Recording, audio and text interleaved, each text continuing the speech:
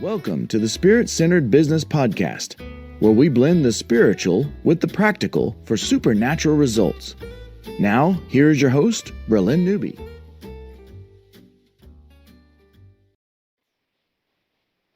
Well, hello there. Welcome back to Spirit-Centered Business. I'm here again with John Beehner for part 2. If you guys missed part 1, definitely go to spiritcenteredbusiness.com and go catch that, or YouTube, or wherever you love to enjoy the podcast. And we do appreciate your support. We appreciate you liking and sharing and clicking all of those follow and friend and subscribe and all of the buttons of wherever you're listening to the show. We appreciate it. Thank you so much. We're helping spread the good news that God is still here. He's still active. He's still in the business of doing miracles, and he's in the business of doing miracles in your business. So make sure you go to spiritcenteredbusiness.com and catch that free business assessment if you haven't already. And I think that's all of the news. John, welcome back. Yes, thank you. Thank you for having me. Appreciate it. Yeah, of course. So I want to hear more about what you do at Ask Wise Counsel and what your team does. About, you've got an upcoming boot camp on October 5th. You know, your books are over there. You talked in part 1 about some testimonies. So tell us more about what you do now. Okay. Well, Wise Counsel is something we've been doing for now 24 years. Still trying to get it right. Okay. Are we all? But it's definitely a God calling and a learning experience for me, as well as the people who participate in it. I have business and ministries involved in roundtable groups. I run 3 of them normally. Okay. And then I run these other health conferences that I do. And the boot camp is an annual event that we do where we bring in usually 100 to 150 different CEOs and entrepreneurs from around the community or even online to learn about from some top-notch speakers, okay, or people who just had a great impact on business and ministry as well. So, but Wise Counsel is a monthly meeting, okay, and again, a normal where people get to know each other in a group of 12 to 14, okay. I bring in typical speakers, talk about cash flow hiring. We've got a guy coming up talking about mentoring coming up next month. We just had a guy talking about hiring. You know, we have another guy talking about cash flow. Okay, you know, basic things like that. Others talking about actually going to Israel. Okay, and what's Israel all about? And we even brought some entrepreneurs over from Israel to help me with some more guys who are looking for investment capital and things like that. The disappointing part for me, I didn't realize this, but only 0.5% of the Jewish people in Israel are committed Christian people. Okay. But yet we're funding their number one business, which is tourism, you know, from Americans primarily, even though people around the Christians around the world can go over there, of course. But I mean, it's a continuous learning process. Keep learning, keep getting new ideas or old ideas that you can reuse, you know, and sharpen the saw. Okay. Stop trying to use the same dull saw. Stop and take time. Get out of your business. Get out of your comfort zone and learn from some outsiders. Okay, this is the problem. The problem I've seen with a lot of entrepreneurs is they think tactically instead of strategically. Yeah. Tactically is the things you have to do every day, of course. You know, you're going to get interrupted. You're going to get phone calls, customer interruption problems, with distribution problems, with cash flow again, whatever it might be. You fight some of those fires. I mean, there's other things you're doing. They're good. All okay. But it's about growing ultimately, because the average business, Christian or not, loses 20% of its customers every year. So you have to keep growing. You grow or you die. Okay. And so this is where it's all about still growing. And that means growing as a person, being more, even making more contacts through people. Every person knows 250 other people that could help you in the business or help you with ideas or growth or consulting or whatever that might be. So that morning portion, we're updating each other about what's going on personally, business-wise, family, that kind of stuff, because we're friends and real good friends together. And then what happens is we bring in that speaker that talks about, gives us arrows or ideas or and we only use that for about 90 minutes to 2 hours. Okay, but a lot of good take back and forth. And then we end up having lunch, of course, together, pray together, and then we deal with issues, decisions people are going to make in their business, their family, their personal things as well. And might be about opening another branch somewhere else. Okay, it might be about having to terminate a partner. Okay, that didn't work out was the way you expected to be, or how do you actually innovate through. We just spent time on AI, of course, artificial intelligence, the good and the bad of that, and how to use it or not get freaked out about it. It's kind of crazy. I was talking to somebody this morning about how AI is so predominant already, but you can't talk to anybody anymore. You go to somebody's website, there's no phone number. You have to go to chat or you submit a form. Okay, that is so impersonal. Okay, and but what happens is you got to deal with those kind of things. How do you make yourself better or still be able to answer the phone? I called Hobby Lobby the other day to talk to David Green. They're in his office and they have a switchboard operator. Can you believe that? If you've heard of one of those things, it's not a new thing. Wow. It used to be around. I used to write letters too and stuff like that. Yeah, right. But anyway, so it's a different world today. And the internet is impacting everybody. And obviously COVID, taught everybody Zoom. It's a good thing ultimately because of certain things. It's not as good a thing in the sense that it's not personal relationships aren't quite as deep as they used to be either. So, but anyway, in the afternoon of those kind of issues, and we end up praying together and break into the twos. I pray for you, you pray for me. I call it unselfish prayer. And we've had a prayer list to start the morning, but then we sing, and we sing a praise God song at the end together as brothers and sisters in Christ. And so that's kind of, and then I meet with them one-on-one every month or every other month, depending upon their needs and levels. And I'm trying to decipher what can we bring to the group in terms of issues, decisions they're going to make that the group can contribute to their thinking and give them ideas and wisdom and context and that kind of stuff. So. Mm-hmm. So that's kind of the way the group process operates anyway. So can people participate by Zoom, or is this only in Jacksonville with these meetings?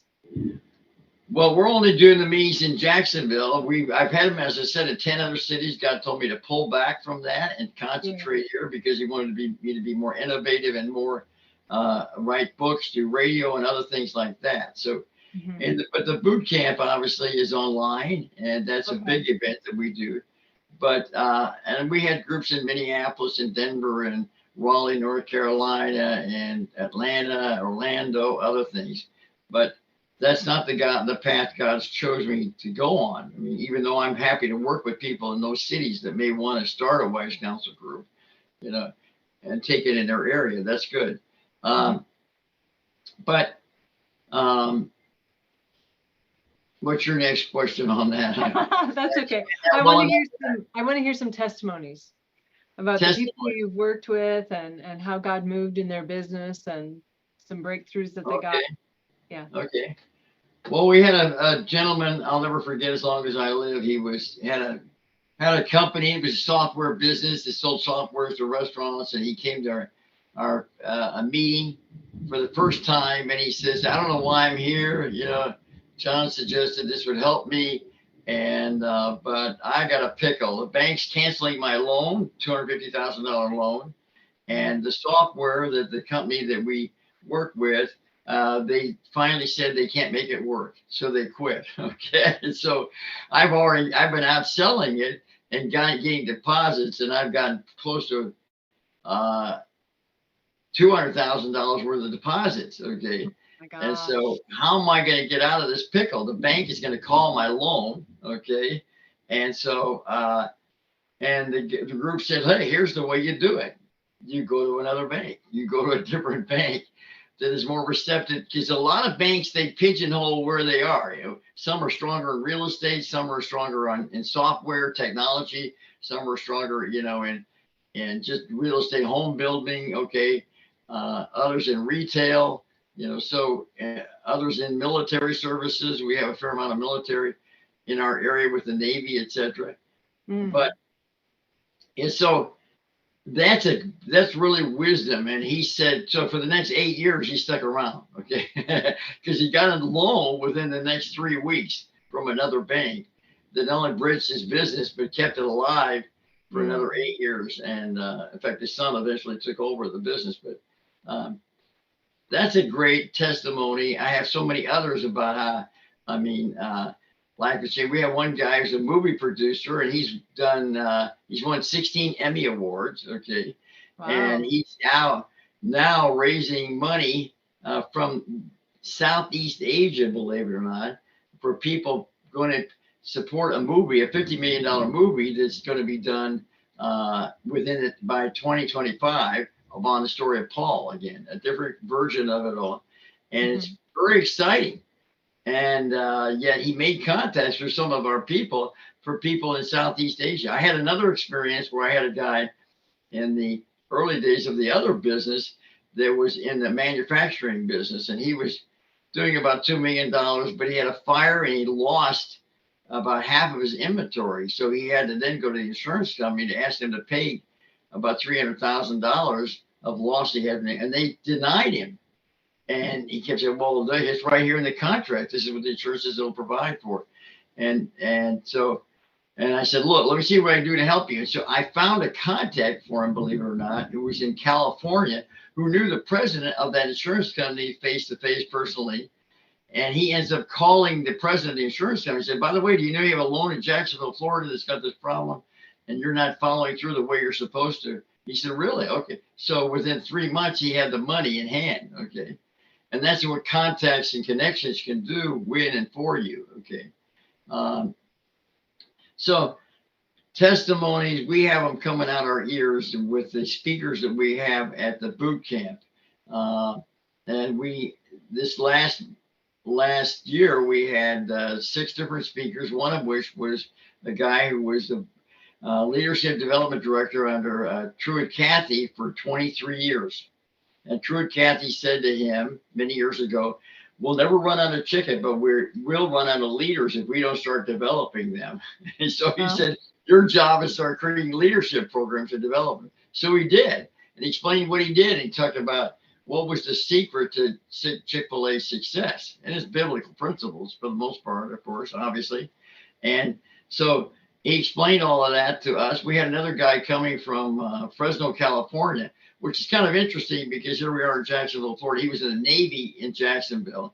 And what ends up happening is that he and this other guy, young guy, they were on the beach and looked at these 2 cute girls and said, hey, can we take you to dinner or something like that? And they said, no. But we're going to church tomorrow. If you want to tag along, you can go. And they said, okay, we'll tag along. We'll go. Let's do that. And so the guy, both of them got saved in the West Side Baptist Church. Okay. Hey, God. Yeah, how about that?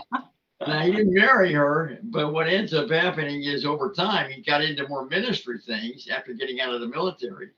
And he ends up working for Family Tree Farms in Fresno, California, in that area.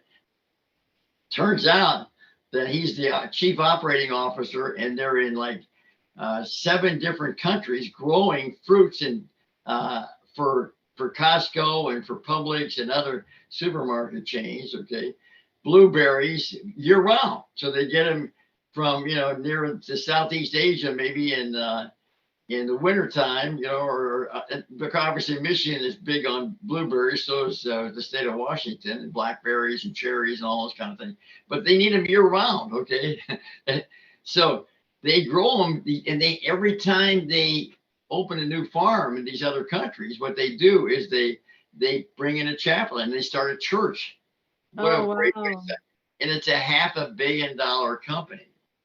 Now he's right. He came all the way from Fresno to speak for us and tell us that story. How inspiring is that, huh? And another guy was a CPA who was out of Wisconsin that buys his company out of bankruptcy, and now he's got it in 17 states, okay, 28 locations, and only had 3 when he started, you know what I mean? And he's written a book all about his experiences as well. So we get a lot of blessed people to be able to share with us, inspire us. And we have, at this meeting coming up October the 5th, Pat Morley's agreed to speak for us. Now, I met Pat Morley years ago in Orlando when I was starting a group down there with the other business that I had, the secular business. And so he was involved with us for 7 or 8 years in a group, but God called him to start teaching. And he did. He started teaching in a local bar, believe it or not, restaurant and bar, Bible studies because they were closed during that time. But guys would come in the morning, you know what I mean? And then he started growing it. Now, and he left that years ago, but he was a partner in 59 different corporations at one time or other in the real estate deals that he did. So he ends up he's only written 22 books. Only. But his 23rd is coming out this next month. Okay. But I've known Pat a long time. He's a blessed guy. He had a bad upbringing, or it's a difficult upbringing, I should say, where his mom left and his dad was the mom and the dad and took him to church every Sunday, no matter what. And so Pat became a very strong Christian guy. And so it'll be exciting to have him come and share. We have another guy that is committed to be with us too. His name is Bill Axelon, and he is the former chaplain of the Boston Celtics. Okay. And knows Larry Bird and all the big guys there. In fact, one of the guys we're expecting he'll be able to speak for us too is D. Brown. I don't know if you've ever heard of him, but he was a local Jacksonville guy, went to high school here, went to JU, was drafted #1 by the Celtics and won the slam dunk contest as well, and was an incredible player for them, you know, and great African-American guy. And we're trying to get Artis Gilmore, who's another local guy. He's only 7'2", but he played in the NBA and he was on the JU, Jacksonville University team that was back in the 60s or 70s, whatever it was, where they were like second to UCLA. They lost to UCLA in the championship game, NCAA tournament. But so it's going to be a fun event. And we've got other people coming too with incredible testimonies. But to me, it's all about inspiring people to walk with Christ and then also to see where he's calling us to do in business or ministry and maximize the effort. So that's so good. Let me see. You also have Rock Solid Leadership and Rock Solid Leadership Certification. Tell me about those. That's a program we're still refining. Rock Solid Leadership is the 7 cornerstones of building a business on a solid foundation. I alluded on the first interview about the first one being what I call character, the first commandments in the book of Genesis about take on your God's nature, character, and what happens is it's about following the vision God gives you and taking risk, and you're going to fail. Obviously, everybody fails or should. If you haven't failed, you're a saint and you don't belong here on earth. Yeah. And the second, of course, is the moral commandments of about loving your customer, supplier, vendor, the people, the way you treat people. Okay. And then third, of course, is the visions of God through the Holy Spirit, how God speaks to you and talks to your heart. Have no other gods before me, no false idol. And Jesus gave, and I outlined all of that in the first book about Jesus talked about the spirit of the law, because for every law, every commandment, there's a spirit, there's an intent, just like there is with a Congress or with even a law legislation is passed. Well, what was the real intent of the founding fathers, of the real intent of the people who wrote this law to begin with? Okay. I mean, one of the great examples that the founders did in America was the whole bankruptcy law business that we have in America. Whereas in England, if you went bankrupt, they put you in prison. Well, now the founders said that's kind of crazy because that's not forgiving. That's not the kind of thing that God would allow us, because they used the Bible as the guide, obviously developed the Constitution. But what they ended up doing is that in England, they got them strapped. So in America, they said, well, we're going to have to give them restrictions on how they work themselves out of debt. They'll have to still be employed to be able to pay back the money that they lost or owe people, you know. And so it's a whole different world in terms. I spoke for a group many times from a guy who had escaped communism, actually from Czechoslovakia. He was on the national volleyball team. They played in Norway, I think it was, and rather than get on the team bus, he left for the United States and came here, immigrated, taught school in Tennessee for years, and then he came down here in Jacksonville when the wall came down in 1989. So he said, I want to bring the people where these countries are now free. They need to learn how to do business, and they need to speak English, because this is the language that most people do business by. And so he brought people over, and he asked me to come in and speak about business. And then, of course, I used the biblical approach to explain to people what are the basic laws that God put in place and that the founding fathers used to develop our Constitution. And one of the things that to me was an interesting story is I took them to lunch, about 8 or 9 of them at one time at a restaurant, and I'm paying the bill for all of us. And this guy comes up to me afterwards and says, "What are you doing? What are you doing?" He's tapping me on the shoulder. "Don't do that. Don't do that." And I say, "Well, I'm just signing for the credit card to pay the bill." He said, "You can't do that. Don't you know there are people following you? You can't trust anybody. You can't trust anybody. You have to be very, very careful. You don't give your credit card to anybody. They could put it $20 becomes $200." And I said, "Yeah, well, that's where it is in America. The law is you love your neighbor. You try to treat people with respect and kindness. The golden rule that still exists, And there are cheaters and liars, but our goal is to keep them in their place and get them out of our way. But this is what happens. You have to trust people, and it's a different society over here.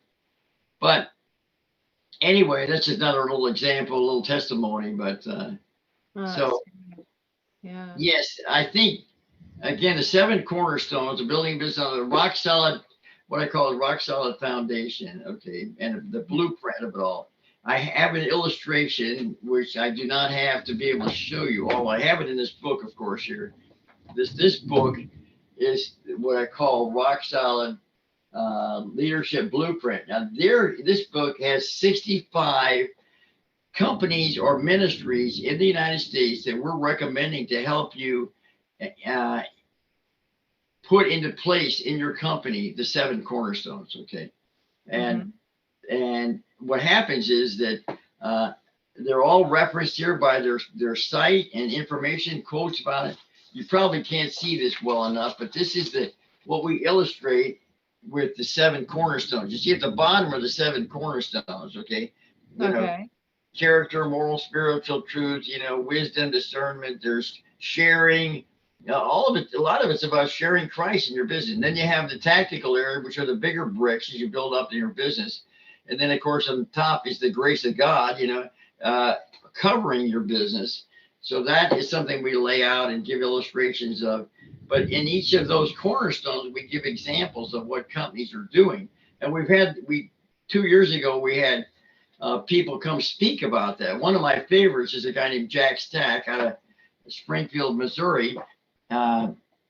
His story is so powerful. He written books. He started with a book. First book was called The Great Game of Business. What ended up happening to him, he was from an area in Chicago as a kid, went down to Springfield, Missouri, and worked for a big company and in a remanufacturing. They rebuilt diesel engines. And what ends up happening is that the parent company becomes the manager, believe it or not. I mean, this is a guy that flunked out of some school or whatever, but became the manager of this plant with 100 employees. Rebuilding diesel engines. And the company came and said, "Well, we're going to sell the business. I don't know if you've been to Springfield, Missouri, but it's a beautiful town. And it's in middle America. It's, basic values. Assemblies of God is a ministry headquartered there. And I've been there a couple of times, got to visit him and his business and all. But what happens is I had him speak probably 30, 40 times through the years, both the other business and this business. But his story is so powerful because he said to the owners, "Well, we don't want you to sell it to somebody. We may lose our jobs or maybe, just dropped, and they said, "Well, you can buy it if you want. It's $2 million. $2 million. Well, let me see if we can raise the money among ourselves." And so there's like 5 guys that get together and they come up with $150,000 they can come up with. Well, that's not quite $2 million. And so what ends up happening is that I'm realizing this light is too bright on me, isn't it, right here? Let's try to turn it over to the side a little, maybe it'll be better. But anyway, what ends up happening is that he ends up going to 22 banks to try to get a loan. Okay. and turned down everyone except the last one. Okay. But in the meantime, the corporation sells the business to somebody else who then gives it back to them and said, we don't want it anyway. So he's still trying to buy the business. But the Bank of America during Jimmy Carter days, I don't know if you know things about that, but 22% interest, okay, on a loan of $2 million.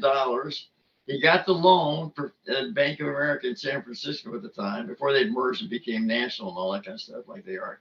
But anyway, he comes back to the guys there at the business and says, okay, guys, we got the money to stay alive, but we have $30,000 of interest to pay every week.